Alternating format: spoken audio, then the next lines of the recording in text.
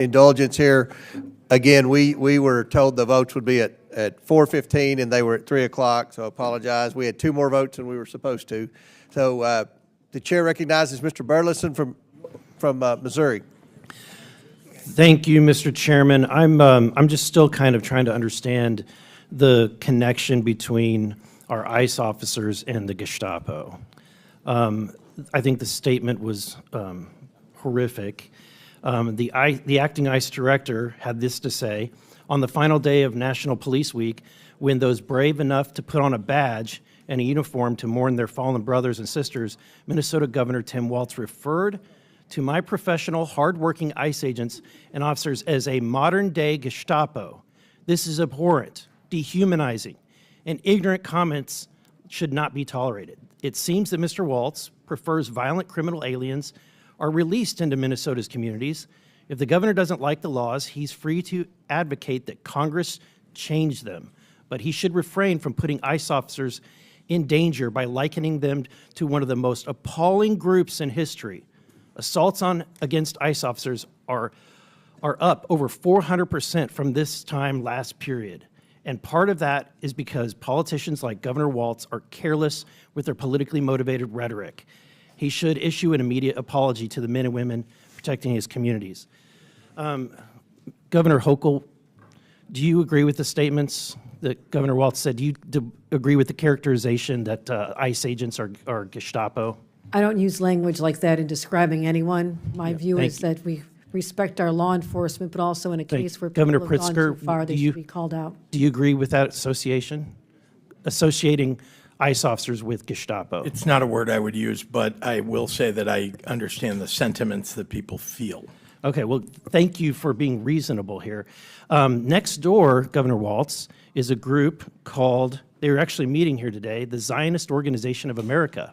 And I spoke with Morton Klein, who is their national president, and he had this to say. He wanted me to read this to you. As a child of Holocaust survivors who lost almost my whole family to Gestapo Nazis, I find Governor Walz comparing Americans to ICE officials to Nazis a dramatic insult. Walz should be ashamed of himself, and I demand that he retract and apologize for this ugly, phony statement that diminishes the horror of the Holocaust. So I'm going to give you another chance, Governor Walz. Do you apologize for your comparison to ICE agents as Gestapo? Thank you, Mr. Burleson.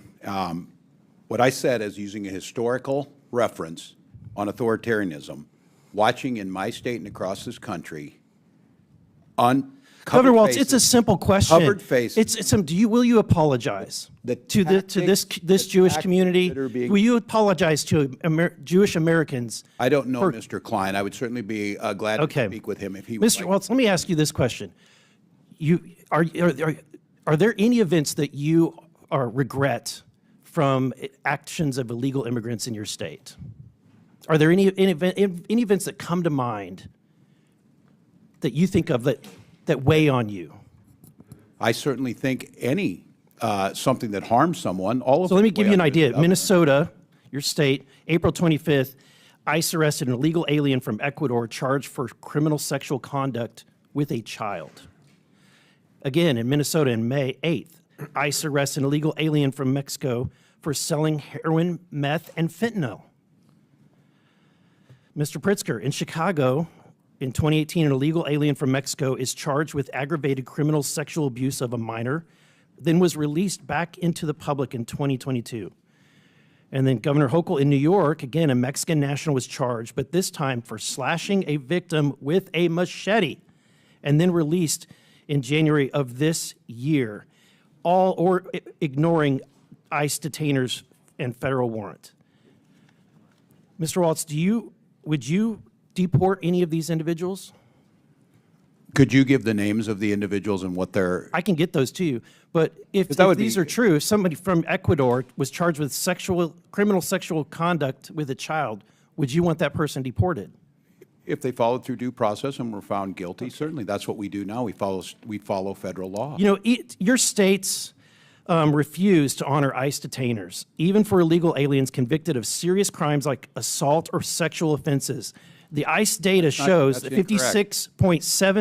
56,791 illegal aliens booked for serious offenses in 2025 alone, including over 3,000 for sex crimes.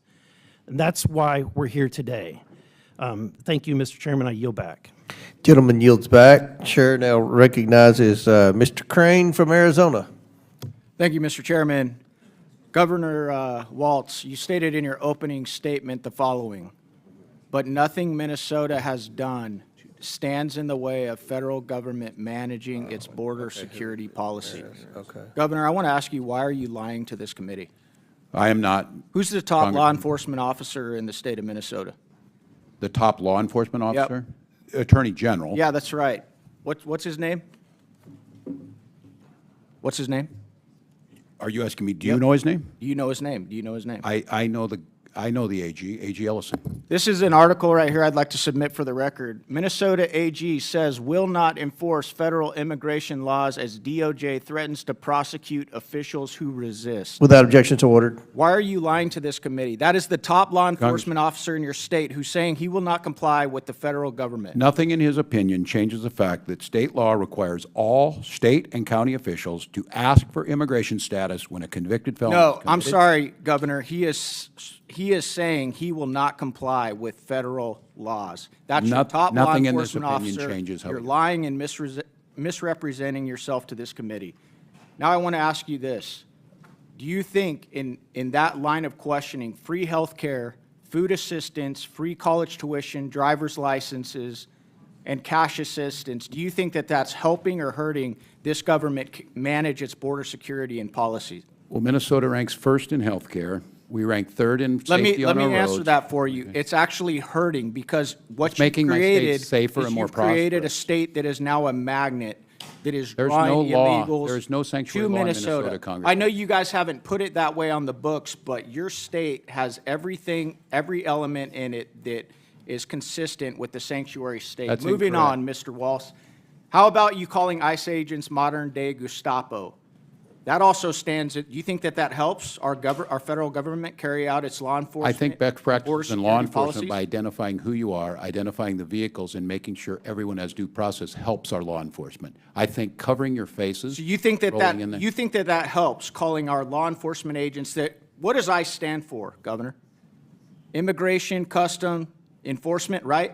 These are the guys that are tasked with enforcing immigration, federal That's right, immigration laws? federal, that's their job. It's So not you the think state's that job. calling them Gestapo is helping, you're not standing in the way, none of the messaging, none of the rhetoric is standing in the way of this administration doing what they've been tasked to do. Is that what you're saying? I think what would help them is to follow due process, and when they do these missions, do the things that we expect of law enforcement. How about when you Identify went on yourself. Anderson Cooper, Governor Waltz, and you said, how high is this wall? If it's 25 feet, then I'll invest in a 30-foot ladder factory. Do you think that that helps our federal government carry out its law enforcement, its border security and policy operations? When did I say that? You went on Anderson Cooper and said that. I- Do you not remember saying that? I- Because you've said so many outlandish things that you No, I can't don't even keep recall. track of them? The point being is. The that you clip need is there more for than- everybody. It's there for all Americans. If you guys want to go watch it, it's an easy Google. All right, Governor, you recently went on Gavin Newsom's podcast. You stated in regards to MAGA voters, I scare them a little bit, which is why they spend so much time on me. No, I'm serious because they know I can fix a truck. That's your direct quote. You also said on the show, I think I could kick most of their asses. I want to be very clear with you, Governor. You do scare us a bit, but it's not because you can fix a truck or change a tire. It's actually because of your radical left-wing agenda. You supported putting tampons in boys' bathrooms. You advocated for the disarming of Americans of their Second Amendment rights. You're pro-sanctuary city, as we have uncovered here today. You claim there is no guarantee to free speech when it comes to misinformation and hate speech. That right there is why the American people have such a hard time with you. It's not because we're crazy MAGA people. It's because of your radical left-wing agenda. I want to ask you on that last one where you claim there's no guarantee to free speech. Did you pick that up on one of your 30 trips to communist China, Governor? That sounds a lot like something that they would do. Yes or no? So I don't believe hate speech Okay. has a place in there. hate speech that incites violence. Governor Walz, you said that Kamala Harris picked you for vice president to code talk to white guys. How did that work out for this administration? How well did you do with white guys? I don't have the You data. lost by 22 points to white guys. And it's because you talk like the way you do, you say the things you do, and you have this radical left-wing ideology. So if you want to continue that rhetoric, go on, brother. Keep doing it. We'll keep destroying you in elections. And the Thank people you, and of I Minnes- yield back. The people of Minnesota will continue to have me serve them. Chair recognizes Mr. Ramirez from Illinois. Thank you, Chairman. I want to start by acknowledging Governor Pritzker from our great state of Illinois and thank him for coming before the committee, especially given the deeply unserious nature of this hearing. I want to start by asking Governor Pritzker a few questions. Governor, you have said that actions that bring all branches of government to stand in respect of one another underpin the guardrails of democracy. Is it your assessment that this administration's actions reflect the commitment to stand in respect of all branches of government or honor the guardrails of our democracy?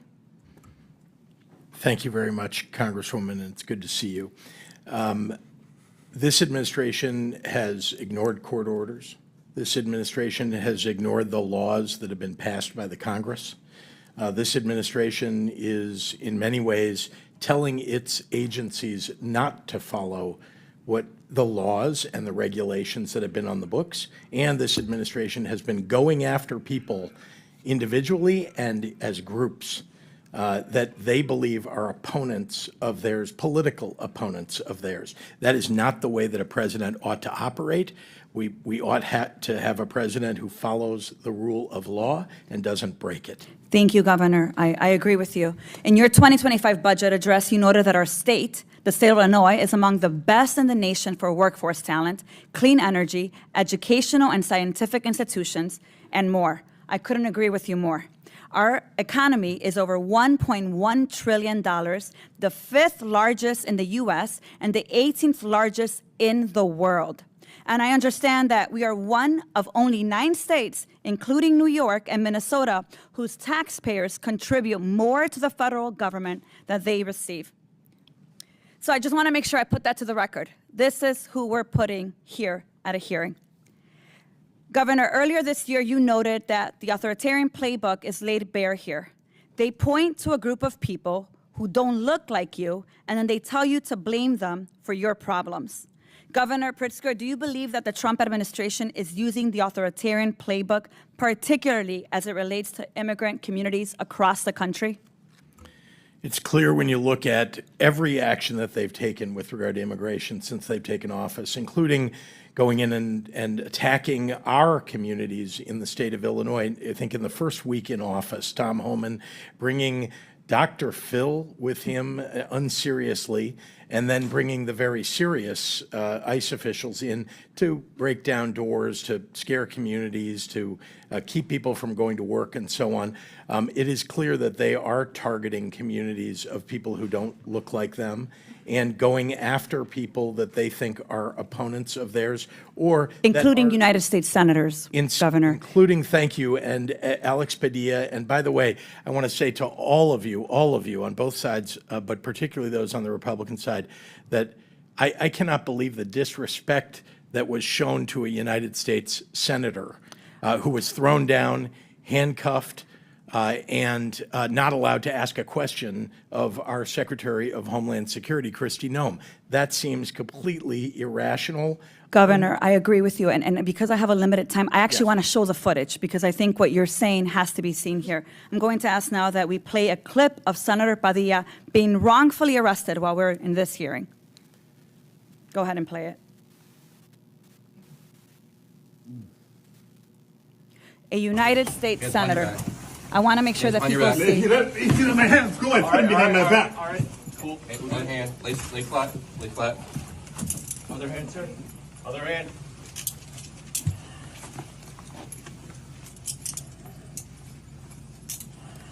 There's no recording allowed out here.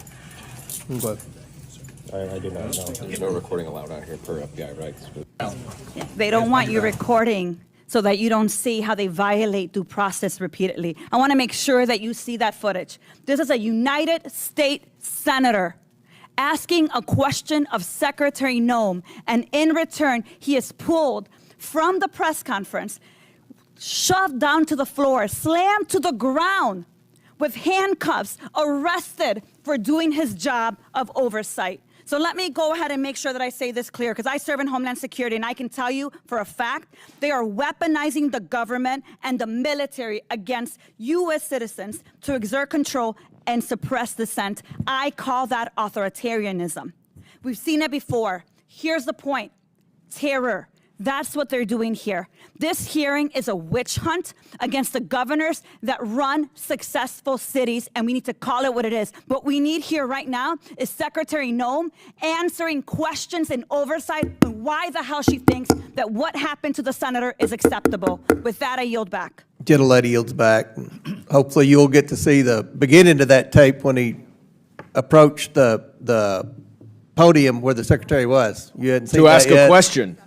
Mr. Chairman, on the full statement of the committee on the Democratic side, Senator Padilla is currently in Los Angeles exercising his duty to perform congressional oversight of the federal government operations in Los Angeles and across California. He was in the Wilshire Federal Building to receive a briefing with General Guillot and was listening to Secretary Noem's press conference. He tried to ask the Secretary a question and was forcibly removed by federal agents, forced to the ground, as you saw, and handcuffed. He is not currently detained, and we are working to get additional information. And while we respect the Senate's ability to review this as a primary investigation, we also echo Ms. Ramirez's statement that we would like to have an investigation of that incident here from beginning to end. You want to enter that into the record? I do. All right, without objection, so ordered. Now, Chair recognizes Mr.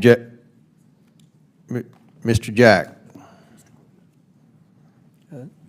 Okay, wait a minute. We did two Republicans, so we're going to go to Mr. Goldman. Thank you, Mr. Chairman. I would urge you to reserve comment on what happened to Mr. Padilla until you get full information. In fact, I would urge all of my Republican colleagues to take a breath before you once again desperately run to bend the knee to Donald Trump and to Kristi Noem.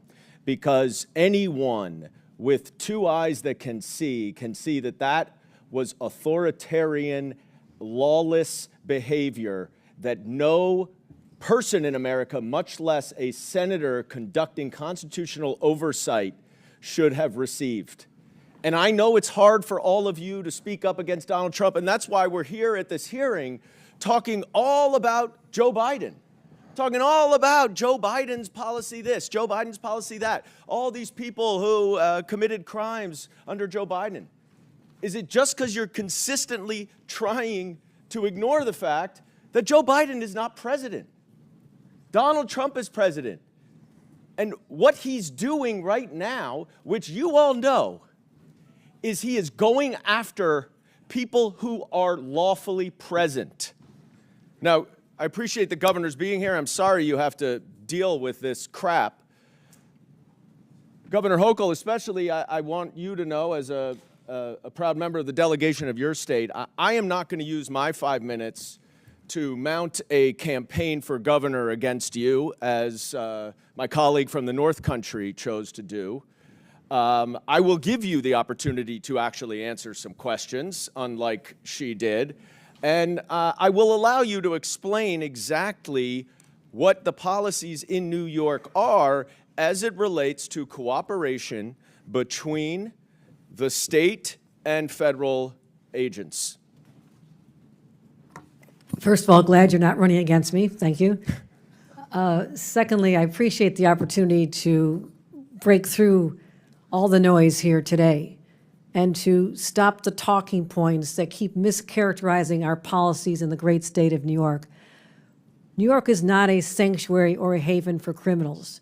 We devote an enormous amount of our energy working to keep New Yorkers safe. $2.5 billion I've allocated just in the last few years. We do cooperate with ICE when it comes to investigating or building a case against criminals. We do this all the time. And when someone goes through the criminal justice system in the state of New York, They do their time in prison. We alert ICE as to when, 30 days in advance of when they're to be removed, and we send them away. That's how it's supposed to work. But what we do not do under our laws is divert our essential resources to protect everyday New Yorkers from crimes themselves and have that help ICE with civil immigration enforcement. That is their job. That is the federal government's job.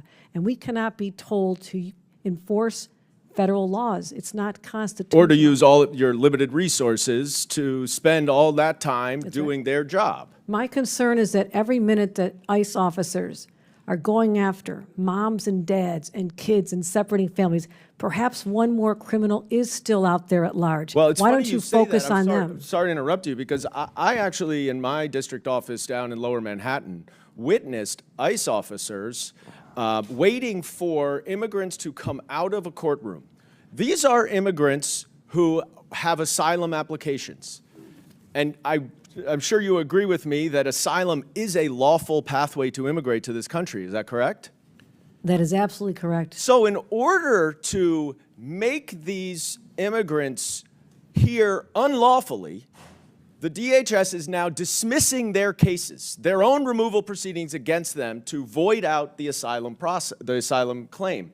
That way, when they go downstairs in the elevator, there are ICE agents that can be there and to arrest them and put them in expedited removal. And they don't have an asylum claim that is live anymore because they've just voided it out. These are non-criminal, these are non-violent immigrants who are here going through lawful process. And this is who the Trump administration is going after every single day. It's a disgrace. You said you were going to go after the worst of the worst. You were going to go after convicted criminals. You're here questioning about all these criminals. You're going after people who actually are going through the lawful process you say they should.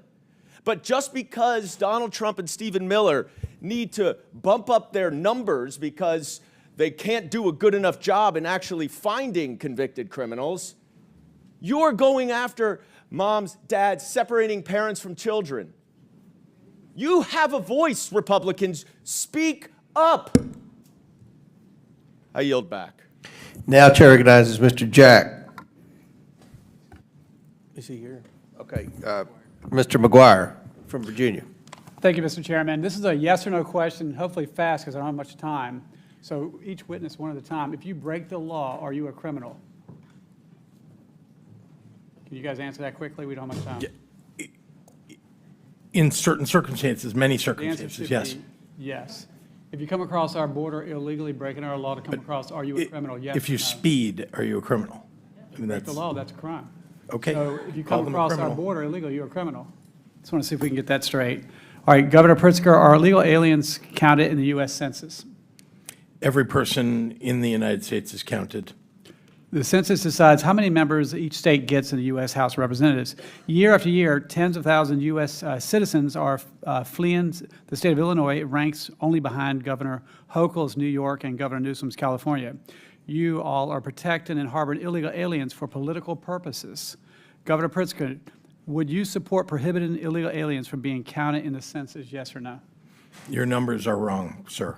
Would you, yes or no? Your numbers are wrong, sir. Would you Constitution says support how you prohibiting count the illegal census. aliens from being counted in the census? Would you? Or No. is harboring illegal aliens part of the strategy to get more Democrats in Congress? The bottom line is this: all illegal aliens have committed a crime and should be deported.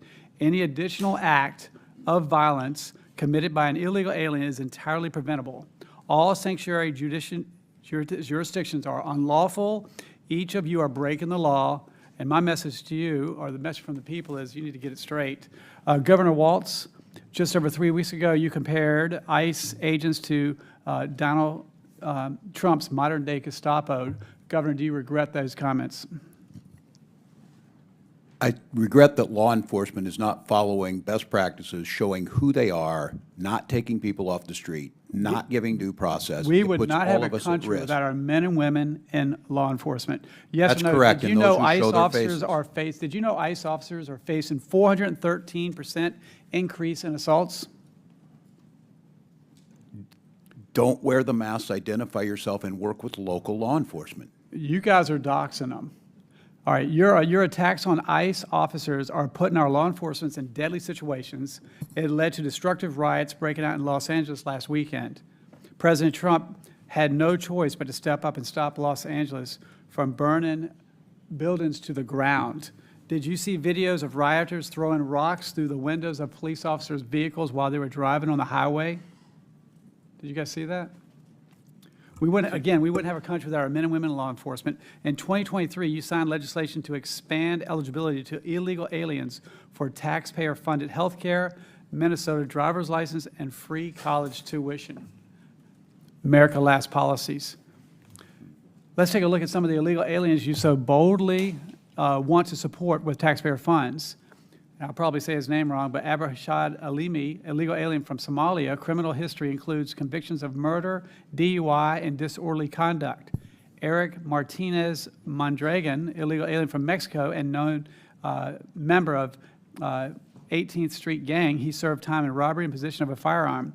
And Marco Granda, illegal alien from Ecuador, he was convicted for criminal sexual conduct of a child. The taxpayer-funded incentives you are providing in Minnesota bring in vicious thugs who are robbing, raping, and killing your citizens. And American people are tired of these America Last Marxist policies. We need more patriotism. You know, when I look at a MAGA, to me it means make America great again for all Americans, regardless of party, race, religion, or creed. America first, and that's why we won the presidency and we got the Senate and the House. If you had a basketball team and you hate your basketball team, you will never win. And we have a heart and love all people of the world, but if we can't take care of our country, if we're allowing these illegal criminal aliens to rob, rape, and kill the American people, that is wrong. And that's why we won, and if you guys keep that up, we'll keep winning. Congressman, can I respond to the two cases in Minnesota? I think it's important to the hearing we're having. You want to know what we're doing. Mr. Alami was held in Freeborn County Jail. So, Straight resources Governor paid for Hochul, that. Debrina Quam fell asleep on a subway in New York. While she was asleep on a train, she was set on fire and killed by an illegal alien from Guatemala. This could have been prevented. And what upsets me or strikes me the most is that in Democrat-run cities, people are so desensitized by the violence and the policies that people just stood by and watch that happen. What can we do better? The entire situation sickens me to know that that happened in our state. I abhor all crimes, and that one was particularly heinous. And that's why my law enforcement are dedicated to keeping the streets, subways, and communities of our state safe. It's my #1 priority. It's how I've invested enormous amounts of resources. And just for the record, we do cooperate in criminal identification, prosecution, and removal of individuals who commit crimes who are not in this country legally. We want them deported. We cooperate with ICE every day of the week to make our streets safer. I'm not sure why that's not breaking through in this hearing. How many times can we say that? We're not supporting this. We don't want these individuals here. We abhor this violence and crime. So that's the message should be the takeaway. How can we work together? How can you do your job and help us secure the border and have more legal pathways for people who want to be here legally and contribute to our economy, but not the criminals. We are not a sanctuary for any criminals. You go back. Gentleman, time's expired. Now, Chair recognizes Ms. Morrison from Minnesota. Thank you, Mr. Chairman. I want to thank the witnesses for being here today, especially you, Governor Walz. It's great to see you as ever. Welcome back to the People's House. Thank you for your distinguished service in the National Guard, 24 years, I believe. Thank you for your service here in Congress and as our governor. I'm sorry you haven't received the warmest welcome here today, but I'd like to start by taking a moment to correct the record on a few points. I think all of us here would agree that violent criminals who aren't citizens shouldn't be in this country, full stop. But that's not what this hearing is about. This hearing is about intimidation and striking fear in immigrant communities. This hearing, unfortunately, is not about moving forward with the comprehensive immigration reform our country so desperately needs. It's about distracting the American people from the disaster that has been the first few months of the Trump administration and his Republican majority in Congress. Much like our state, my congressional district is diverse. I represent many immigrant families who call our community home, and we welcome them because they make our community stronger. I recently had the honor of attending a naturalization ceremony where we welcomed new Americans from 85 different countries. It was an incredibly moving day, an auditorium full of new Americans who were so excited and proud to join our great American project. The room was full of hope and patriotism. I could not have been more proud to welcome them and to participate in that day. We are a country of immigrants. It is what makes us strong and dynamic and unique in the world. My colleague's characterization of our state bears no resemblance to reality. Would you agree, sir? Minnesota is an incredible state with a wealth of business, industry, natural resources, beauty, and rich diversity. And it's a state where working families thrive. As you know, Governor, we worked together for 6 years when I was in the state legislature, and I am so proud of what we accomplished during that time. We delivered for the people of Minnesota the largest middle-class tax cut in the history of our state, historic investments in education, created a paid family and medical leave programs that allows working parents to care for their children and their loved ones, codifying the right to comprehensive reproductive health care, and providing school breakfast and lunches for K through 12 students so no child in Minnesota goes hungry. If we want to talk about protecting our children and families, let's talk about the chaotic tariff war President Trump started, which is serving only to make life less affordable for families and is decimating small businesses. Let's talk about the 16 million people who are going to lose their health care, or going to have their health care taken away from them by the Republicans and their ridiculously named Big Beautiful Bill. Let's talk about the millions of children who will go hungry if the Republicans are successful in taking away their food assistance. Governor Walz, since my Republican colleagues want to talk about threats to our children and families, let's talk about food insecurity. It's now been over 2 years since you signed the school meals legislation into law. What has been the impact of this program on fighting child hunger in Minnesota? Yeah, well, thank you, Congresswoman, and we miss you in Minnesota, but glad you're here. Well, the direct impact to families is a savings of about $1,700 a year to those families that they're able to see, and mostly middle class. But the real impact is on educational achievement. Last year, Minnesota was able to notch the highest graduation rates in our state history. We also see school attendance rates go up. We see better behaviors, less discipline from it. So it's a smart investment. It's the right thing to do. And the payoff for Minnesota is we have a healthier, better educated workforce, which is why Minnesota almost always ranks near the top in quality of life indicators. Thank you, Governor. Now I want to talk more about the Republican plan to take food assistance away from our children and families. If their budget becomes law, it will be the biggest cut to SNAP in history and jeopardize food assistance for millions of families across the country, including 100,000 Minnesotans, many of whom are children. Would you agree that the Republican proposal to cut SNAP is one of the biggest threats facing children and families in Minnesota right now? Yes, coupled with Medicaid and Medicare cuts. And also, Governor Walz, I just want to give you a moment to, if there's anything you'd like to clarify that's been said in this unbelievable committee hearing today. I don't even know what the adjective is. Well, thank you, Congresswoman. I know we have like 30 seconds. Look, we're here to work with you. You've heard time and time again. We have a job to do as governors. The federal government has a job to do. Not doing ICE's job is not interference or not wanting to get these people. And the gentleman asked the question and then left. The gentleman he brought up with, we held him, we paid for it, we called DHS before he was released. The second one he mentioned, DOC called DHS prior to his release. We do that every single time in Minnesota. That law has been on the books for many years, and that's how we implement it. So I just don't understand why we don't want to work together to be successful. None of us want the criminals on the street, but I certainly want immigrants in Minnesota who are contributing to our quality of life. Gentlelady's time's expired. Thank you, Governor. Chair recognizes Ms. Boebert from Colorado. Thank you, Mr. Chairman. The Los Angeles riots are certainly a shameful explosion of lawlessness that we are once again seeing.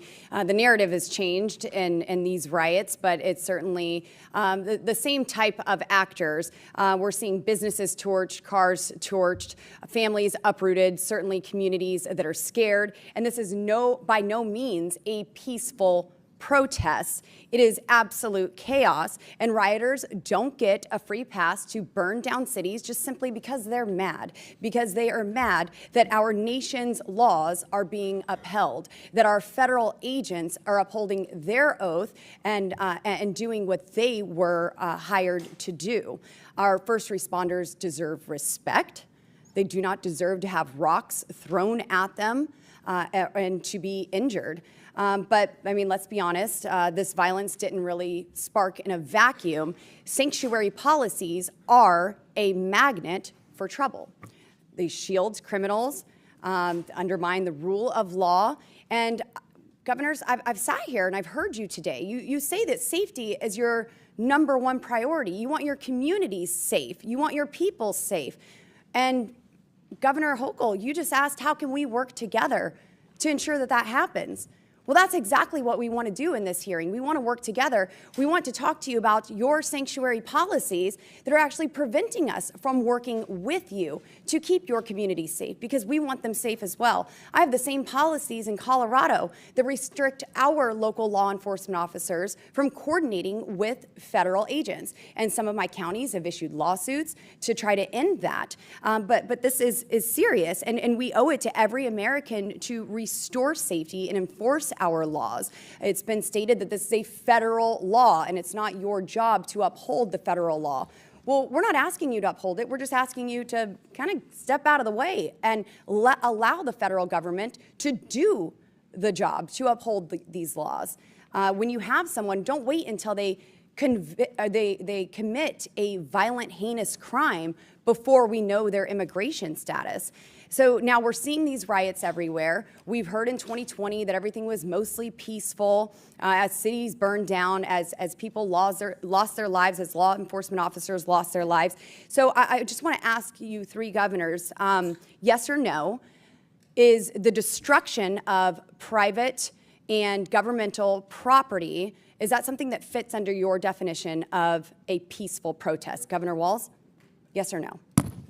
No, it does not. Thank you. Governor Pritzker?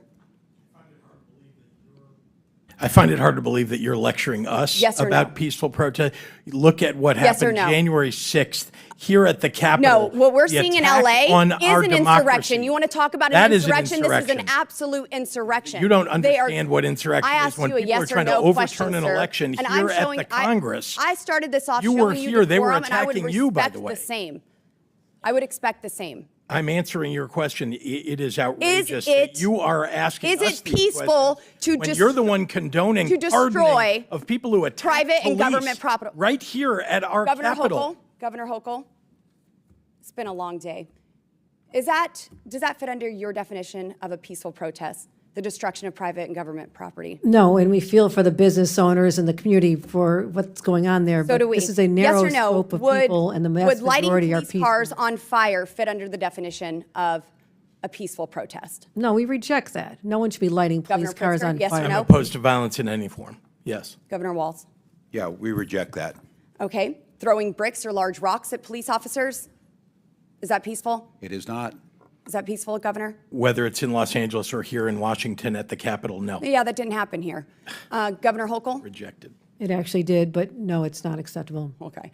Governor Pritzker, you have you or have you not called for mass protests and mobilization and disruption? Indeed, microphones, megaphones, and going to the ballot box. Well, they're responding in a much different way, are they not? President Trump also asked for people protest is to the history of this peacefully country. make their voices heard. So it's okay for you to say that and hold that standard, but President Trump has a different standard when he actually makes the claim. Inciting peaceful, riots at and the you Capitol? said Yes, you want there mass is a difference protests, between the two. mobilizations, and disruption as a response to President Trump's policies. I just think that this is all hypocritical. You've called in your National Guard. You don't want President Trump to come in and enforce the rule of law to keep communities safe, and your destructive policies are harming American citizens. We should not have to wait until violence is committed to find out their legal status. We have 2 million unknown gotaways because of Joe Biden's administration, and we have got to find them and get them out of America, and I thank President Trump and his administration for doing just that. I yield. Gentlelady yields. Chair recognizes Mr. Craig from Minnesota. Mr. Chairman, thank you so much for allowing me to wave on to this committee today. I think if I were a permanent member, I'd have a permanent headache.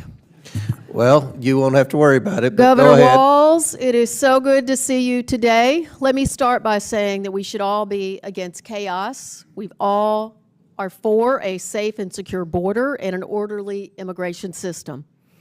What we're seeing now, though, is chaos out of the current administration with their blatant disregard for due process and their indiscriminate immigration executive orders. In fact, the Trump administration's Department of Homeland Security had to take down its posted sanctuary jurisdictions list because it created mass confusion in Minnesota for local officials and was opposed by local law enforcement. And so, Governor Walz, let me just start, just so we know the record is correct. I didn't think Minnesota was a sanctuary state. Is Minnesota a sanctuary state, Governor? We are not. The legislature has passed no such law, and I have signed no such law, and we follow all federal law. Thank you, sir. That list included 20 counties when it came out across Minnesota without any rhyme or reason, including LeSueur County, which I represent. I've inquired into why they are listed from DHS, but still absolutely no answers. Governor Walz, I thought it might be helpful to point out that according to the FBI's own 2023 data, Minnesota has fewer violent incidents per 100,000 than states such as Tennessee, Louisiana, Missouri, Texas, Alabama, Georgia, I'm going to repeat that again, Georgia, and Ohio. Why do you think that our state has been able to maintain a lower crime rate than other states? Well, thank you, Congresswoman. And we are at a 30-year low on serious crimes, and as you said, we consistently rank below. And I think that's because we invest, as we have, historic investments in law enforcement, but law enforcement works with the community. There's a process in place. We know who they are. They work hand in hand. We make sure that those laws are followed, and we also have policies where we show compassion to our neighbors. And it's not chaos, as you said. It's done right. So I am grateful for the law enforcement who does that work, but I'm also grateful to the legislature and my administration who have put in historic amounts of help to make sure they're able to deliver those services. And they are the ones that are best trained to do it. And the case that you brought up of listing these, in Minnesota, counties can go above the federal floor. If they want to issue detainers, they certainly can. Many of those counties that were listed on there would fit the definition of everyone on this side of the aisle is asking for, and they're doing that. Nothing prohibits them in Minnesota from doing that, and yet they ended up on the list. It caused great chaos, and law enforcement themselves, and as you heard earlier, Sheriff's Association issuing, that it can't be done this way. Thank you, Governor. Earlier today, I spoke with the Minnesota Chamber of Commerce, and I think all of us here share the goals of lowering costs for our constituents and growing the economy. According to a Minnesota Chamber Foundation report from this February, Minnesota's immigrant labor force participation rate was over 74%, well above the national average. And they fill important jobs in our agriculture, healthcare, and manufacturing sectors. Governor Walz, how can we ensure Minnesota remains a state to attract the talent we need and a strong economy? We invest in our people. We make sure we remain the #1 healthcare state. We make sure that people are safe in their communities. We talk about focusing on the work that the State Patrol keeps our roads safest. Top 3 state for the lowest number of traffic accidents. That's what they should be focusing on. Investing, and as the Chamber is focusing on, Minnesota's #4 in Fortune 500 per capita, and we were ranked 6th best state for business. Continue to have a well-educated, a healthy, safe, and make sure we're investing in those opportunities for people. That's all we're asking, and we're asking that the federal government do their job. You continue to ask states to do ICE job. They are free to do their job in Minnesota, but they're asking us to do the job when we're doing everything we can to help, but we have all of the other responsibilities of educating, of public safety, of roads, of transportation, of water infrastructure. And that's why Minnesota remains a top state, because we invest in our people, we invest in their growth, we invest in their families. Thank you, Governor. I appreciate this, and Mr. Lynch, I'll yield last 20 seconds to you if you've got that. Thank you. I'm happy to take that. Thank you very much, Representative. For this 12 seconds, I just want to read, this is from the Minnesota Reformer from February 12th, 2025. The sanctuary bill that was offered in the Minnesota legislature is already dead as House Speaker says it doesn't have the votes. So this was an attempt to actually make Minnesota a sanctuary state, and it, like the Speaker said, didn't have the votes and died very early in the process. And we got to the business of balancing our budget and investing in all of the other things we needed to do. All right, gentlemen, ladies, time's expired. Chair recognizes Ms. Miller from Illinois. Thank you, Chairman. Governor Pritzker, Illinois is at a crisis point. Illegal aliens in our state have overwhelmed local communities and schools, causing untold pain and suffering while costing the Illinois taxpayers billions. Governor, in a recent report by Capital News of Illinois, you called for mass protests, for mobilization, for disruption. Chairman, I ask unanimous consent to submit the Capital News of Illinois report titled Trump's 100 Days. Pritzker calls for mass mobilization as he grows his national profile. Without objection, so ordered. Governor, before we go any further, will you commit today to working with the Trump administration and ICE to ensure that the violence we've seen in Los Angeles does not occur in Chicago or anywhere else in our state? Yes or no? Thank you, Congresswoman Miller. We work every day with the federal government Yes to or keep no, our sir? streets safe. Will you commit to working with the We Trump do administration? all the time work with the federal government, law enforcement, Okay, I'm constantly. taking that as a yes. Governor, you said earlier this afternoon that you were willing to, and I quote, stand in the way of Tom Holman, end quote, who, I would like to note, is carrying out federal law. I have before me numerous examples of illegal alien violence in Illinois, but I want to highlight the story of Joe Abraham, whose daughter was tragically murdered by an illegal alien in central Illinois. Under your watch, sir. I will now read his account. Hello, my name is Joe Abraham. I am the father of 3, and Katie was my youngest. Katie had a beautiful soul, a sharp wit, and a huge personality. She loved life, and she lived it with authenticity, humor, and heart. She was the kind of person who succeeded at anything she put her mind to. She had a future full of promise. She was everything to our family. In the early hours of Sunday, January 19th, Katie was riding in a Honda Civic with 4 friends. They were stopped at a red light when their car was struck from behind by an SUV traveling 78 miles per hour. The driver didn't brake, he didn't swerve, he just slammed into them. The driver had previously been deported and was in the country illegally using an alias. He was allegedly intoxicated. After the crash, he fled the scene on foot without calling 911, without offering any help to the 5 women he had just hit. Katie died at the scene. Another young woman passed away the next day at the hospital. Instead of staying to face what he had done, the driver fled Urbana, made his way to Chicago, and then boarded a bus headed to Mexico. Thankfully, he was captured before fleeing the country. We share Katie's story, not just to honor her memory, but to raise awareness and to seek justice. No family should have to endure this type of loss. Sir, the family is here. The father is here. Would you like to apologize to Katie's family? Feel free to direct your comments to me. I am very sorry for their loss. I really am. I can only imagine what other instances have taken place but have not been reported. You have stated that Illinois will not allow local police departments to assist ICE as they work to address the illegal immigration crisis that you helped to create. In light of the crimes that I have mentioned, do you stand by your policy of tying the hands of Illinois law enforcement? Yes or no, sir? You know, Congresswoman Miller, I am Yes or not no, going sir? to be lectured to by somebody I'm who extols reclaiming the my virtue time. of I'm Adolf reclaiming my Hitler, time, Chairman. of somebody who In has allowed the 2024, pardoning of January 6th. I'm reclaiming my time. In 2024, after the presidential election, you stated on MSNBC that, and I quote, I am going to do everything that I can to protect our undocumented immigrants, end quote.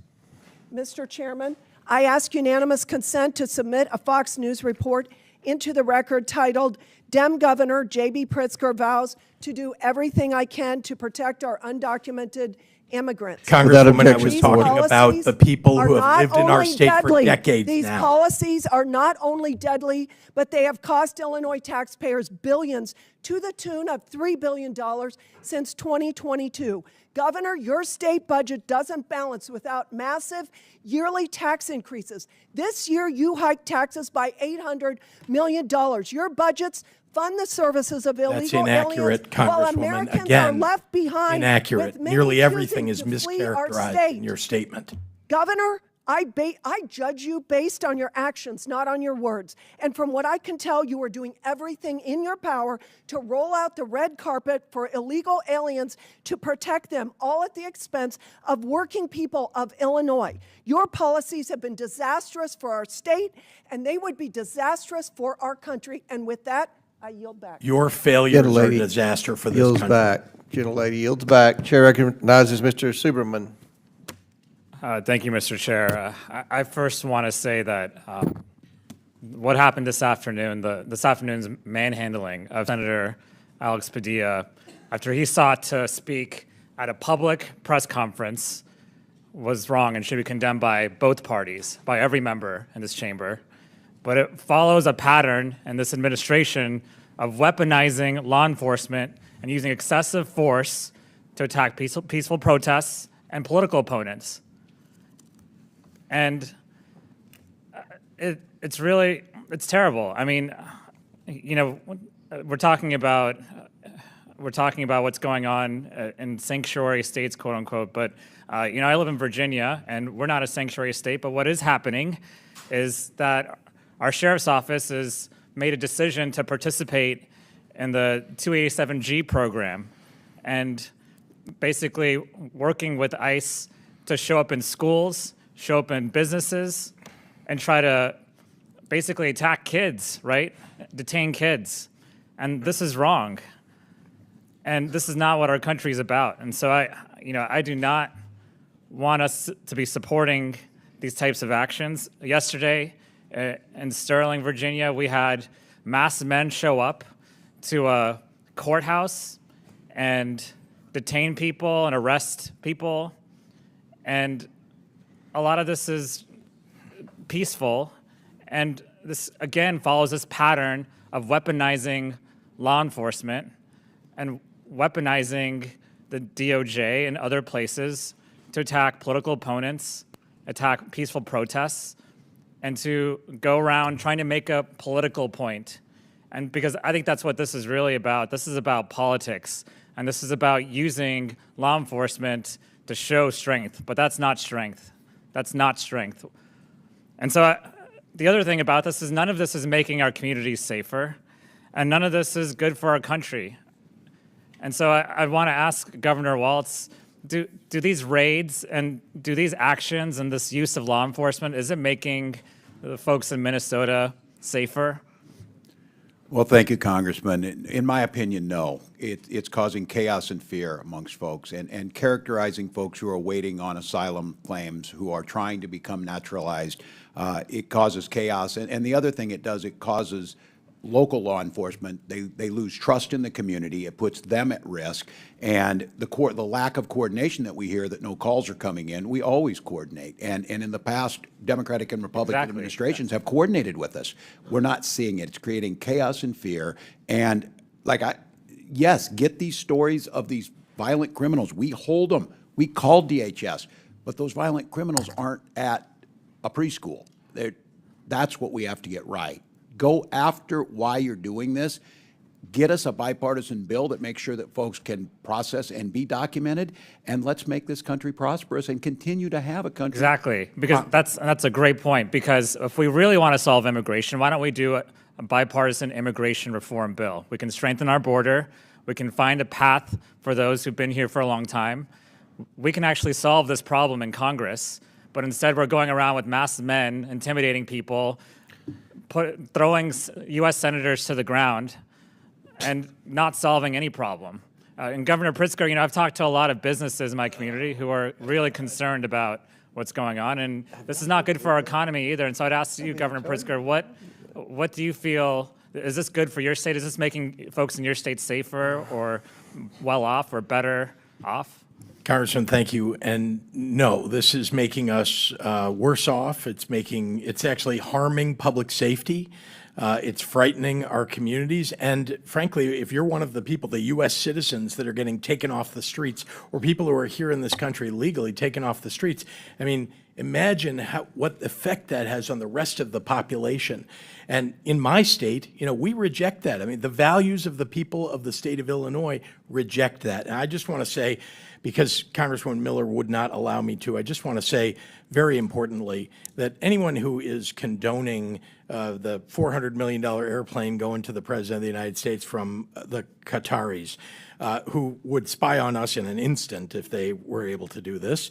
Anybody who's condoning the President of the United States accepting the Chinese Communist Party money to his family through his meme coin. I mean, that is corruption, and yet that is what Congresswoman Miller is condoning. She's the one who thinks it's okay to pardon people who attack police right here at the Capitol. Thank you for giving me that moment. I yield back. Gentleman's time's expired. Chair recognizes Ms. Fishback from Minnesota. Thank you very much, Mr. Chair, and I just want to say thank you so much for allowing me the opportunity to be waved on today, Mr. Chair. And I will just say that oversight is far livelier than Ways and Means. But, and Governor Walz, I want to say I thank you for being here because I know you've been very, very busy running around the country, giving speeches and having town halls in Republican balanced districts. Yeah, well, you were running around, though, I know, while they were trying to negotiate that. I'm a So it's my multitasker. time, Mr. Governor Walz, it's my time. But there has been a lot of discussion and questions about policies that provide benefits for illegal aliens. And I understand, Governor, that you're going to say Minnesota is not a sanctuary state per se because the legislation was not passed. And just a yes or no question, Ranking Member Lynch had mentioned that there was a bill that was introduced for a sanctuary state this year in the Minnesota legislature. Would you have signed that bill? Did you support that bill? Oh, thousands of bills introduced, hypothetical. We don't have it. I operate under the same law you operated under. Okay. Thank you, Governor Walz. Under Lieutenant Governor. But Governor Walz, we all know that you probably had you probably had some opinion on that bill. You're just choosing not to answer because the answer was probably yes. You would have signed that bill if it had passed. So, but like Mr. Emmer, Mr. Crane, I think Mr. McGuire, a whole bunch of them mentioned the policies that Minnesota has. So yes, I understand, not a sanctuary state per se, but the policies are certainly making it into, I think, as I recall, they mentioned driver's license for all, they mentioned the free tuition for illegal immigrants, they mentioned the Medicaid benefits, so you in essence create a sanctuary state, You know certainly the not sheriff formally. supported the driver's license bill. The hospitals and others. Governor Walz, I am certainly aware of that. I served many years in the legislature. I still keep an eye. I have many friends there. I understand that. But in essence, they are creating a sanctuary state in practice. And so we are going to talk a little bit about the legislature because just earlier this week, both chambers of the Minnesota legislature passed HF 1. And you're probably familiar with it. I don't know if you've signed it yet or not, but it repeals Minnesota care eligibility for illegal immigrants, adults ages 18 and older. And with that recent repeal of eligibility for illegal immigrants, a policy that initially, it was after my time, was enacted in your time, 2023 under your administration, now being reversed with those budget negotiations. I was just wondering, first of all, do you know how many illegal immigrants were covered and are currently covered in Minnesota with Medicaid? I don't have the exact number. It's not Medicaid. It's state that does this through Minnesota Care. Okay, but you still don't know how many. So I don't all have of those negotiations you were deeply involved in earlier that you mentioned you were deeply involved in, that number never came up? I don't have it in front of me right now. Okay. So we can certainly get it to you. I would love it. I would love to have that. But do you support, I understand, did you support that provision removing the illegal immigrants? I will sign it into law. No, did you support it during the negotiations? Do I support it? I'm going to sign the bill. But there's negotiations. So I guess what I'm We're hearing, very though, good is at you it. didn't That's why we have a support- balanced budget. You didn't And so I support- negotiated with the Republicans. Do I think it makes sense? Look, you know, Congresswoman, that federal law requires us to provide health care to people when they show up in emergency rooms. That's why the hospitals have uncompensated care. Reclaiming my time, because you're trying to change the subject, because I asked you very specifically, during negotiations, did you support the provision to eliminate illegal immigrants from health care? It's a question that makes no sense. I support it at the end of the day in a negotiation, which I agree to and will sign it. Thank you, Governor. I mean, you were here in Congress. You understand what reclaiming your time means. Yeah, you understand that. But I guess I will move on because, you know, there was concerns about SNAP provisions being cut and all kinds of, but you supported that. I mean, you supported that over the over the health care to illegal immigrants. I guess I'm confused about, because you had other cuts you had to make. So what did you, all of the things that you guys have been talking about with law enforcement, education, school breakfast and lunch, did you cut that during the budget negotiations this year? Because my understanding is you had quite a deficit. We don't. We have a budget surplus, as you know, Congresswoman. Well, long-term, but you had to make cuts this year. We had a balanced budget. It's something we can help you all with. We have a balanced budget we agreed on. We left $1.9 billion on the bottom line for this biennium, and even But your structural budget, you had to make structural cuts. balance was reduced by 50%. You had to make cuts. Or no, you didn't make any cuts. We balanced a budget. We moved and we invested. All right, That's what Governor, we I'm do. going to move on because I have one more thing and I'm running out of time because I really do want to talk about, you had mentioned civility, or someone had mentioned civility. There was a discussion earlier about civility, but Mr. Fallon had mentioned how you had said, you know, you want to kick Republican ass. You've mentioned bullying. There's another one where you're going to bully the SHIT out of President Trump. There's all kinds of things. And then you had a discussion about civility. And I'm embarrassed because you say you're an educator and you're the governor of my state that I'm supposed to be proud of, and this is the kind of garbage, the example you're setting for our children, that you're telling people to bully each other.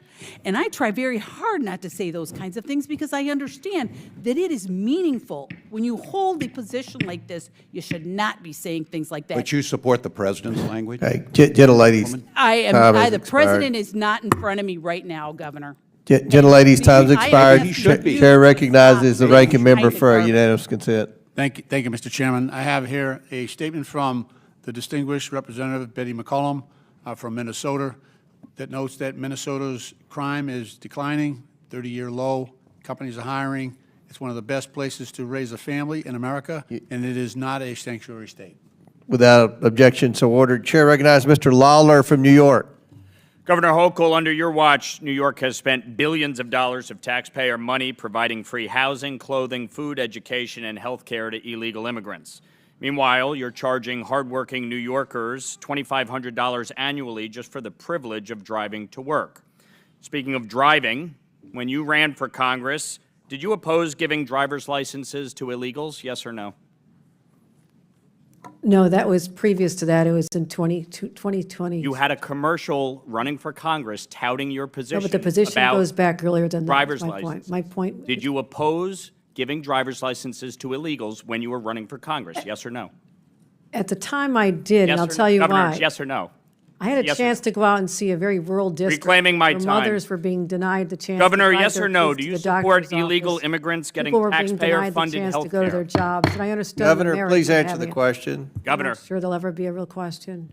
You were asked a question and you chose to try to gave an deflect. answer. The fact is you did support giving illegals driver's There was licenses, a- oppose giving illegals driver's licenses. Now you support it. Mm-hmm. Governor, yes or no? Do you support illegal immigrants getting taxpayer-funded health care? Yes or no? We provide health care to people in need, including moms with new babies. Do you support giving illegal immigrants taxpayer-funded health care? Yes or no? We support giving money, support The for answer is healthcare yes. You expanded health care access in 2024 Yes, I did. under Medicaid. for senior citizens Governor, and after the moms with election, new you babies. said, I would do it all reclaiming over my again. time, Governor, after the election, you said someone breaks the law, I'll be the first one to call up ICE and say, get them out of here. Governor, yes or no, have you personally called up ICE and asked them to get anyone out of New York? As the governor of New York, I have an entire state police force Have you that personally carries on called my anybody up directions. and asked ICE to get anyone out of New York, yes or no? My state police acts as my agency and You my have surrogate. not, correct? When I say me, I'm referring to my entities such as the state police that handle You're like that. Governor Cuomo, I am the government? That's your position? characterization, not mine. Yes or no, should ICE have been called on Sebastian Zapata Cali? Can you refresh me as to the circumstances of the case? He's the individual who burned the woman alive on the train. Of course Should they ICE should. have been called on him? NYPD was handling that situation. Should ICE have been called? That's my question. Yes or no? If there was an arrest made, he should have been deported after conviction, yes. Okay. So, Governor, when you were sworn in 2021, you signed an executive order keeping many of Governor Cuomo's executive orders in place, including EO 170. Interestingly enough, you did not include EO 170.1. Are you familiar with EO 170.1? I don't have it in front of me. I have thousands of executive orders. I have it right here, Governor. I'm sure you do. And what you did, you waited several years until this year, January 16th of this year, in which you finally signed it and reinstated it into law. Why did you wait until just 4 days before Donald Trump was sworn in as president to sign EO 170.1 into law? And to refresh your memory, it basically mandates that federal immigration authorities cannot enforce civil arrests in New York State buildings. Why did you wait several years to reinstate that? Because we had a high level of confidence that under the previous administration that people going into the courthouses, whether they're victims of crimes, witnesses of crimes, would have their rights protected. I had no In assurance other words, that that would you happen. believe they would not enforce federal immigration law, and you were concerned that President Trump and his administration would enforce federal immigration law? We thought it was important for victims of crimes and witnesses to murders, for example, that they have access to courts without being threatened or intimidated. Yeah. Speaking of crime, more than 3,200 illegal immigrants have been arrested in New York City for committing crimes while living in taxpayer-funded housing under your watch, Governor. Governor, are you aware of any law or executive order that would prevent a citizen of New York, a citizen of the United States, from facing criminal or civil enforcement in a state building? I'm not aware. So you think that citizens should be treated less than and have less protections than illegal immigrants? No, Is that what you're saying? Our state laws say we cooperate in all criminal cases. I've made that very clear over the last Yeah, but you're not doing that. 7 That's the hours. reality. Governor, do you Truth support, is, we do you don't support help the New them with York civil for All enforcement Act? because civil Governor, enforcement reclaiming my isn't- time. Do you Go for it. support the New York for All Act? I'm not speaking about hypothetical No, bills. Governor, this isn't a hypothetical. There was a sit-in in the state legislature today by activists blocking state senators from coming into the chamber. Do you support the New York for All Act? It's yes or no. I will tell you this, I get about 1,000 bills put on Do my you desk support probably by the New York midnight for All tonight, Act? which is, this is keeping me from doing the work of the people back home. But I can Governor, sit here you've as done long a as you terrible like. job as governor. It's not keeping you from anything. Frankly, New York is better off with you down here and not in the state. The fact don't think we're better off with you The here. fact is, Governor, you will support the New York for All Act. You will sign it into law if it passes the I have state no legislature. confidence it's going to pass. You have no confidence it will pass. I don't If know. it does pass, will you sign it? I'm not able to keep an eye on it. They're voting on Will it you with the sign it issues now. into law if it passes? I have about 1,000 bills that get Will passed you every sign the year. New York for All Act into law if it You passes? have to wait yes and or no? see, like every other bill. We have to wait and see? Yes, Governor, because you I've- can't take a position on the New York for All Act. It would put into state statute that New York is a sanctuary state. That's why you're here. That is the exact reason why you're sitting in front of us testifying, because of your disastrous EOs, your disastrous pro-criminal policies that have resulted in the death Chairman. of New Yorkers. Mr. That is your failure. And the fact is that you can't even answer the question. No, the Will reason you I'm support sitting here the is New York because for All Act? Republicans are Gentlemen's looking Yes or no? to time's deflect from the expired. big, bad, ugly bill that's going to hurt people. in Governor. your Governor, district. gentlemen's will time's you expired. Governor, are you going to support answer the New his York question for when All you sign the I don't know bill? what he's asking me. He asked if you were going I to sign don't, the I bill. don't ask anybody in the state of New York. I never say how I'm going to vote on decide on a bill until it lands on my desk. You are the Thousands- governor of the state. You are supposed I'm to well lead. aware. You well want aware New I'm York the to governor be a of the Gentlemen's state. time's sanctuary state. expired. It's shameful.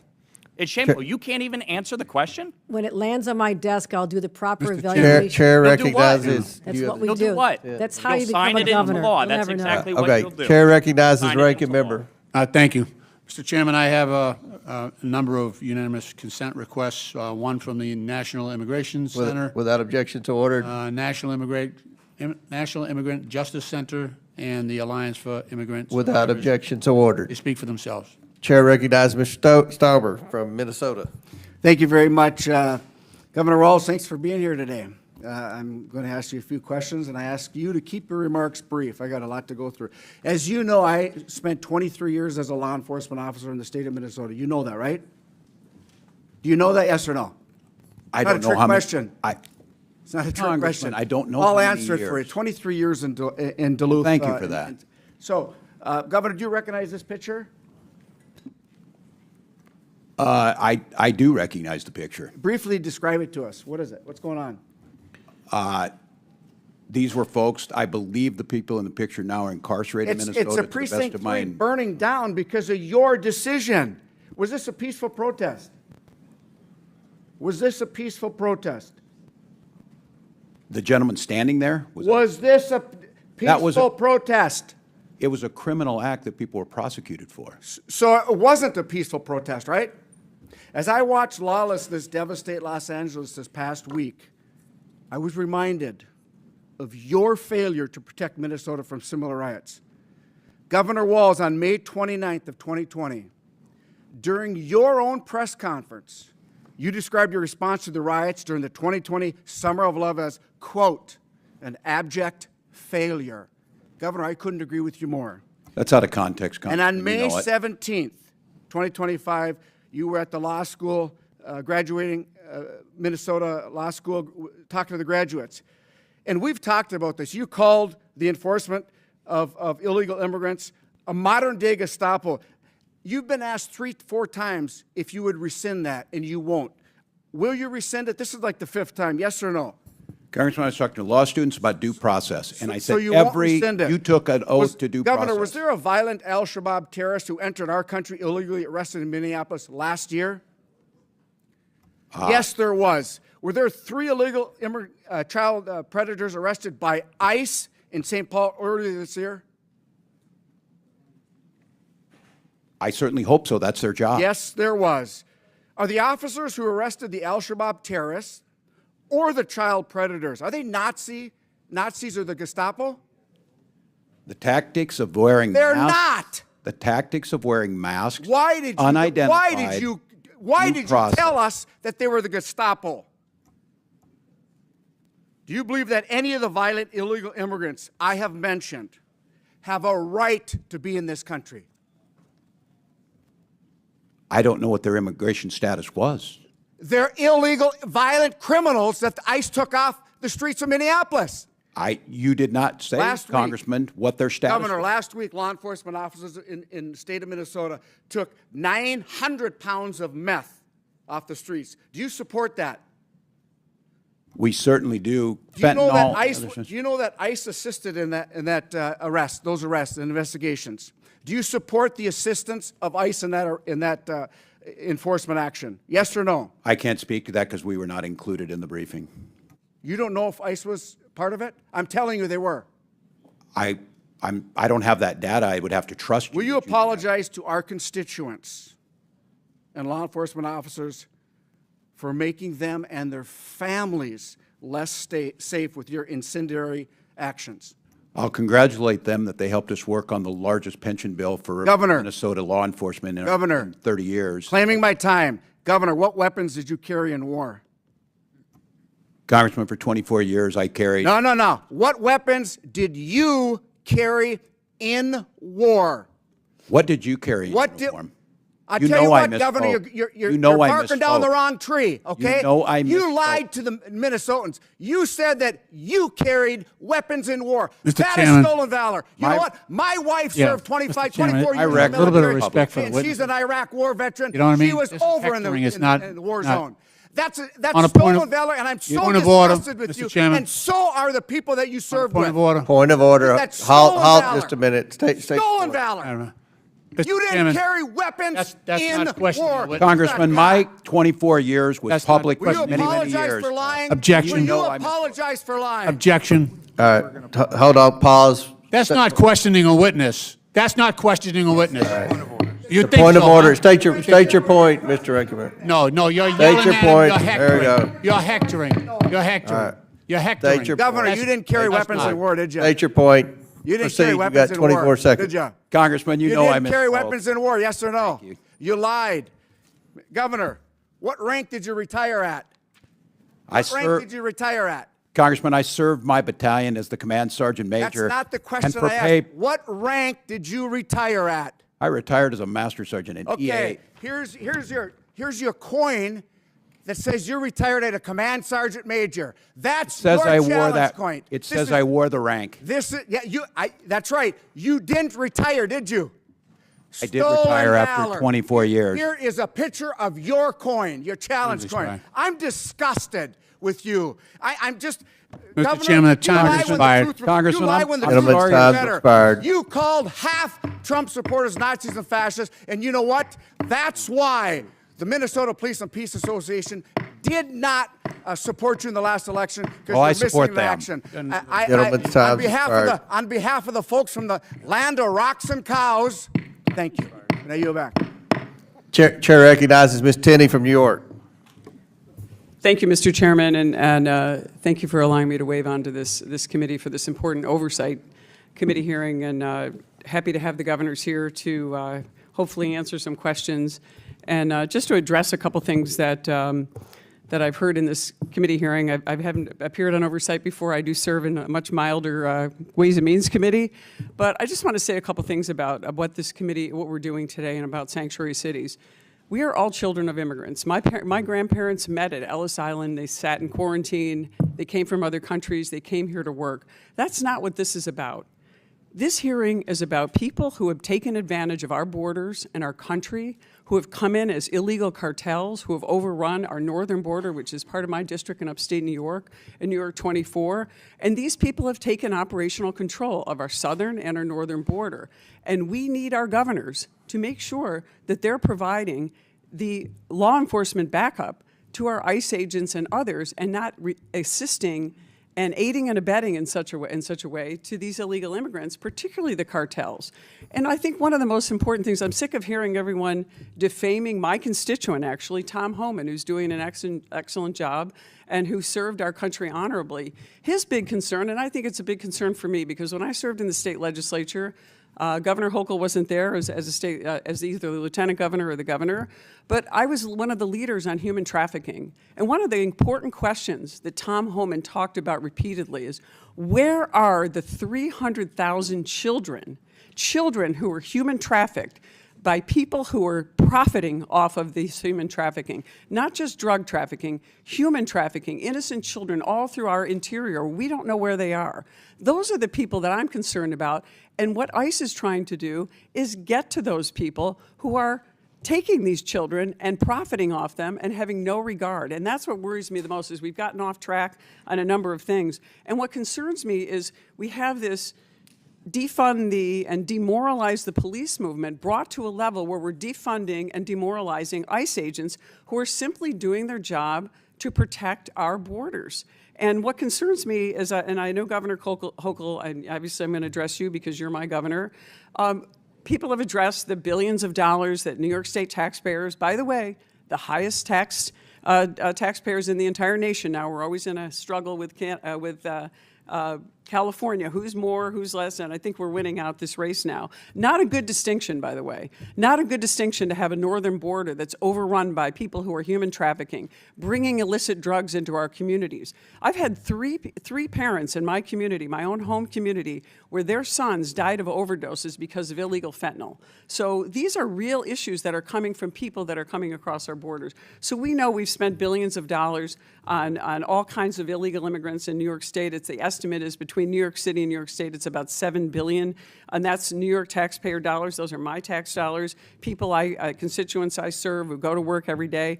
And all we're trying to do is keep these communities safe. And you mentioned that, Governor Hochul, that you were talking about keeping these communities safe.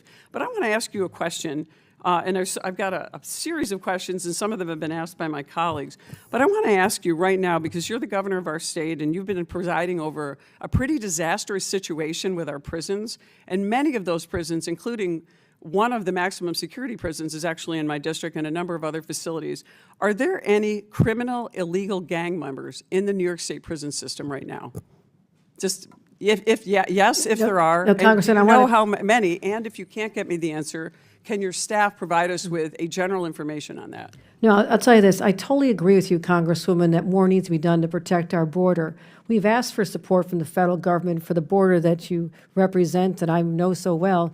I've had to deploy $8 million of my own state dollars to amp up. Well, the there are enforcement. state dollars, but let me just take this back. But to Let me help ask with you human back about trafficking. let me get to the prisons, because I want to get into another thing. Are there criminal, illegal immigrant gang members in the New York State prison system right now? If there are, there will be a Do you know? a 30-day No, no. I don't Yes. know. Do you know Of if course there are? I'm sure there are.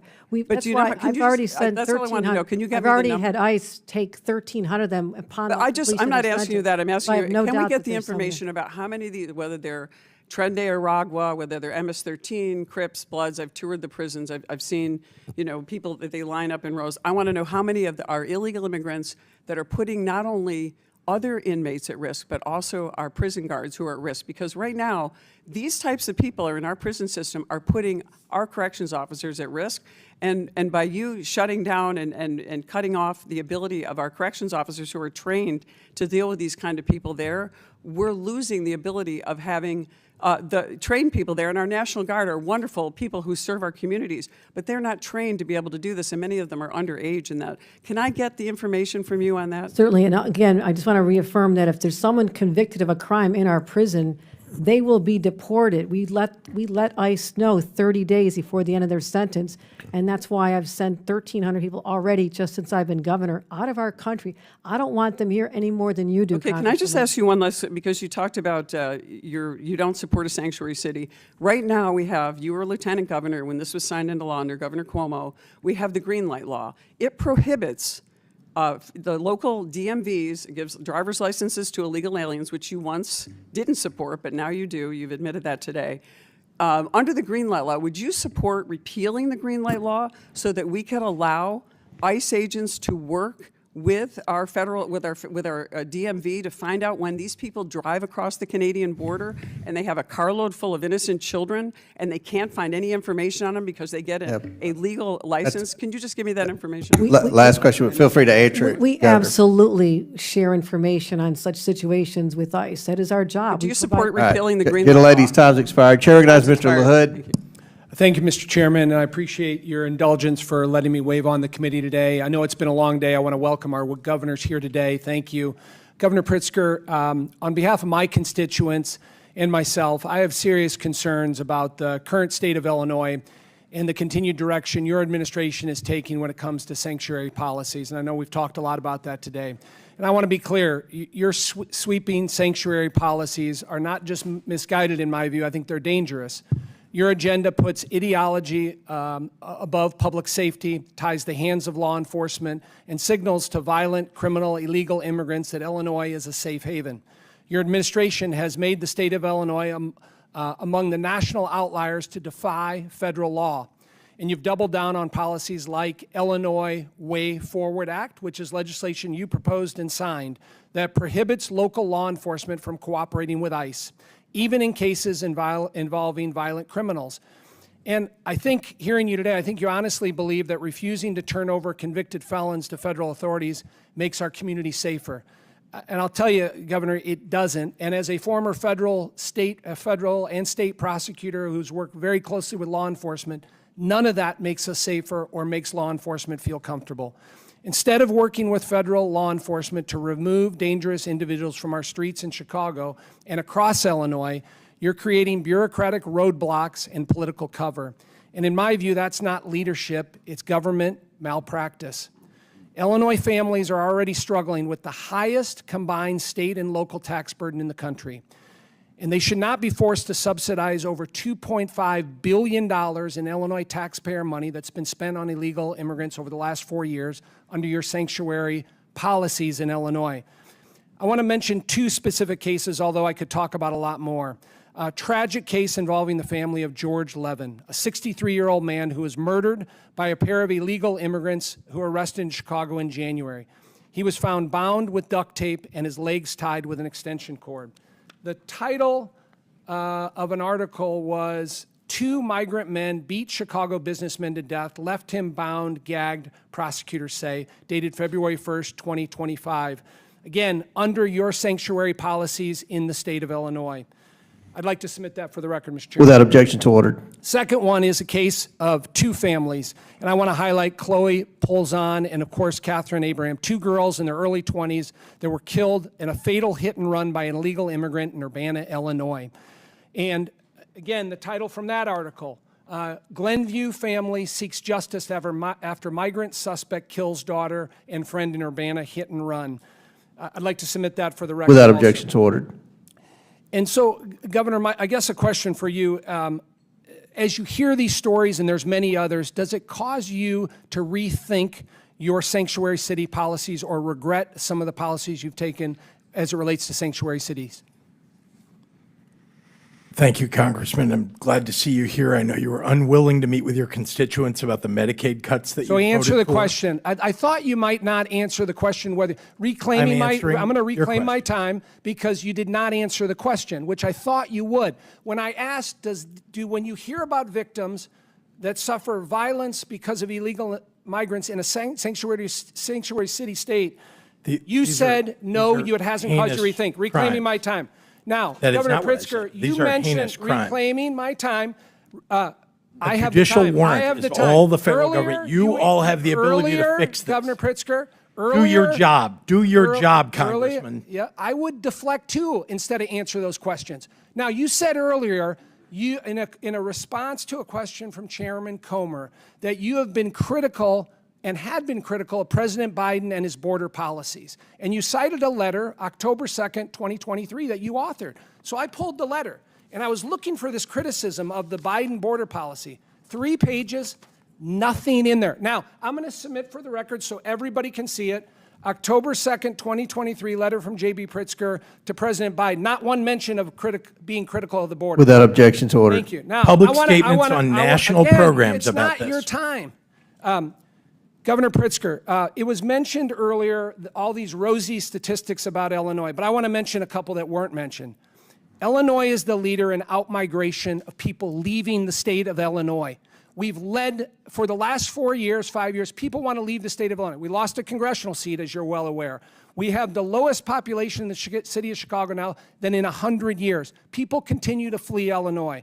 We have the 5th highest unemployment rate in the country, the 2nd highest property tax rate in the country, the 5th highest illegal immigration population in the country, with over 500,000 illegal immigrants leaving in Illinois. None of that got mentioned before, but that's the reality.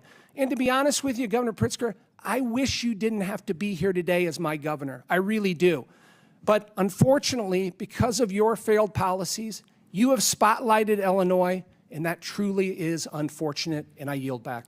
Gentleman yields back. And our Congressman, last. half of that is completely false and needs to be corrected, and I will if given the moment to speak. Our Chair Our rec- population is increasing.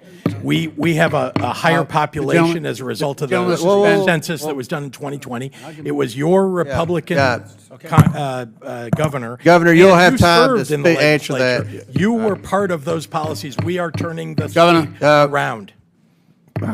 Chair recognizes Mr. Jack. Well, thank you, Mr. Chairman. And as the last questioner today, Mr. Walls, I think you're not going to need any more Diet Mountain Dew after this. But do you, just one thing, just to kind of bring this entire hearing back into the perspective, just to help us understand and this committee understand the policies of your administrations.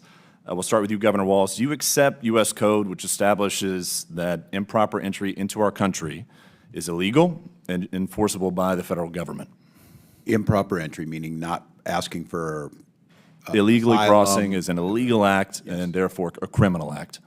Civil in some cases, criminal as the government does it, yes. Thank you. Governor Pritzker?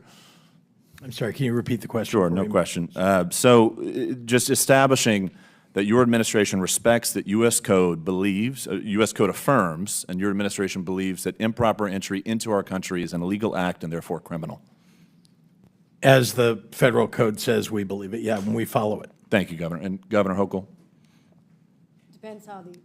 Depends how the federal immigration authorities enforce it. Sometimes it's civil, sometimes they do it on the criminal side. It's up to them to make that determination. Thank you.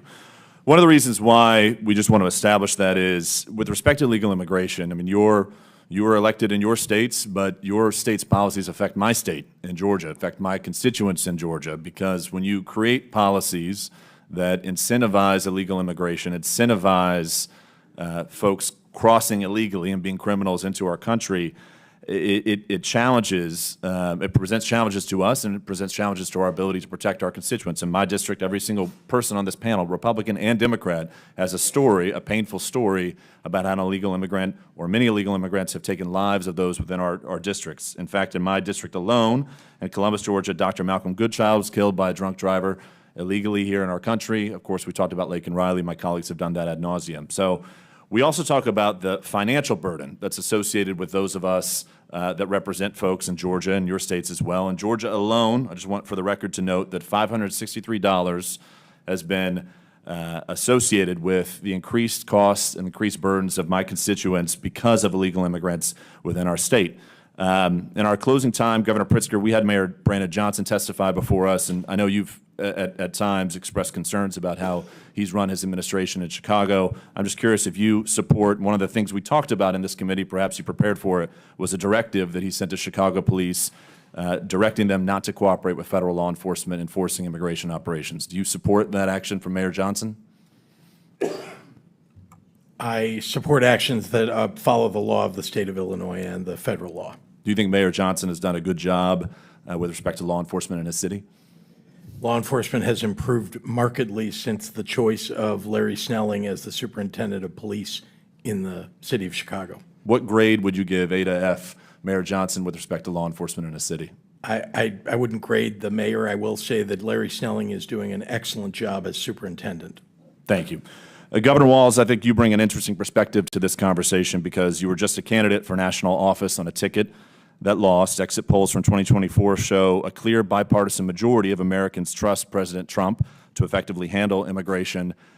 Recent polling affirms Americans overwhelmingly support President Trump's immigration policies by a 30% margin. Even CBS published a survey that shows 6 out of 10 Americans say it is very important to deport illegal aliens. And of course, we've established that anyone crossing the border is, in fact, a criminal. So, Governor Walz, I'm just curious, given Americans' overwhelming support of President Trump's immigration policies, do you believe your record on immigration is one of the reasons you lost the vice presidency? Congressman, I'm not familiar with the polls you're talking about. I can only speak to Minnesota that there's an anger about how it's being carried out. No one disagrees that we need an immigration reform and we need to fix it. What they don't see is whether it's a United States Senator being taken down for asking a question or whether it's a 4-year-old girl with cancer being sent out of the country. Well, that's the frustration. Put another way, I'm just curious. I mean, you were on a national ticket that lost, and I'm curious, why do you believe, what issues do you believe you failed to litigate properly with the American voters? Oh, I'll let history relitigate that. Fair enough. And I'll just close, Governor Walz, if I could.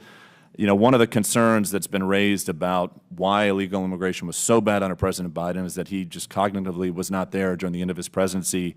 When did you first become aware of President Biden's cognitive decline? I don't have the expertise to judge on that. Did you have conversations with Vice President Harris at any point about his cognitive decline? Not that I can recall, no. With that, I yield back to our chairman. Thank you for convening this hearing, and I appreciate your attention to all of our communities that we serve. Thank you, Chairman. Thank you, gentleman. Yields back. Because we had some wave-on members on our side that went over, I'm going to yield 2 minutes to Mr. Lynch. Thank you. I just want to update the gentleman on the most recent polls. You're right. The president did have favorable marks on his immigration policy early on, but since these snatch and grabs have started, he's underwater. 54% of the American people oppose him, his current policy, this active policy he's got going on right now. With that, I know, Governor Pritzker, you had a desire to fire back at some of the allegations to you. You have that opportunity now. I yield you as much time as you need, although if you have any left over, you can give it to your colleagues. Appreciate it, and I am a sharer. I will thank you very much, Congressman, and let me just say that I'm so proud of my state and the way that we have operated, particularly in the last 6.5 years, to protect people. Public safety, so important in our state. I've increased the number of state police in Illinois, actually to highs that didn't exist even before my predecessor, the Republican governor. We also have done a lot to invest in violence prevention. And you've seen the result of that and the fact that we have banned assault weapons, that we have banned ghost guns. I would ask the members of Congress and the members of this committee to work to ban assault weapons across the United States. It worked back in the 1990s. It would work again if you pass it to lower the crime rate, lower the homicide rate. We have so much work to do as a country on immigration reform. And I don't understand why at about 50-50, this Congress is about 50-50 between the two parties. Isn't it about time that you got together and got comprehensive immigration reform done? We've seen it over the last 40 years, attempts along the way. It always fails. Every time it's because of Republican members walking away from the table. You all are in control of the Congress and the presidency. You can get together with Democrats and get something put together that will secure our border and have a big door that allows people to come who are working hard, who will raise families in the United States and help our economy. Governor Walz, I know you took some incoming today. You got any closing remarks? That's part of it. I would just say, Chairman Comer, acting ranking member, thank you to you. And I would like those folks sitting behind you and along the wall, thank you to all of you for accommodating this. Chairman, thank you specifically for accommodating our state schedule on budget. I'm grateful. Thank you. Governor Hochul? No, thank you for the opportunity again, Chairman Comer, Ranking Member Lynch. Not sure what to say after today's experience, almost 8 hours of sitting here and not doing the work of the people of the state of New York, but here's what I want to say. My number one priority has always been and always will be keeping New Yorkers safe. I believe our policies and our laws as implemented do. Second point I want to make, I want to express my absolute outrage on what we've seen happen to a U.S. Senator in the United States of America, regardless of what anyone does, to have someone like that treated like a common criminal as if he was a threat and throw him down and have to handcuff him with 3 people shocks the conscience. And as a former member of this body, I hope we'll all stand up and condemn this and say we can do better. This is a great country. Let's make sure we ensure that it stays great. Thank you. And Ms. Sky Perriman, I just want to say thank you to you for your help here today. Thank you. Thank you, Ranking Member. And I'm going to assume you all haven't seen the entire tape at the beginning. I'm sure MSNBC or whoever sent you the clips have only shown you the end, but I think it'll be interesting when you see the entire clip of the incident with the senator. Before we close, I want to thank the Abraham family again for attending today. The purpose of this hearing is to try to get the illegal immigrants, the criminal illegal immigrants out of this country. And I think that's a goal that an overwhelming majority of Americans have. The governor said under oath that they were not sanctuary states and they would cooperate with the federal government. We'll see if that happens. That's good to hear, but we'll see if that happens. So with that, and without objection, all members have 5 legislative days within which to submit materials and additional written questions for the witnesses, which will be forwarded to the witness. If there's no further business, again, I want to thank the witnesses for being here today. I know it was a long day. Thank you so much, and thank you for your service. So without objection, the committee stands adjourned.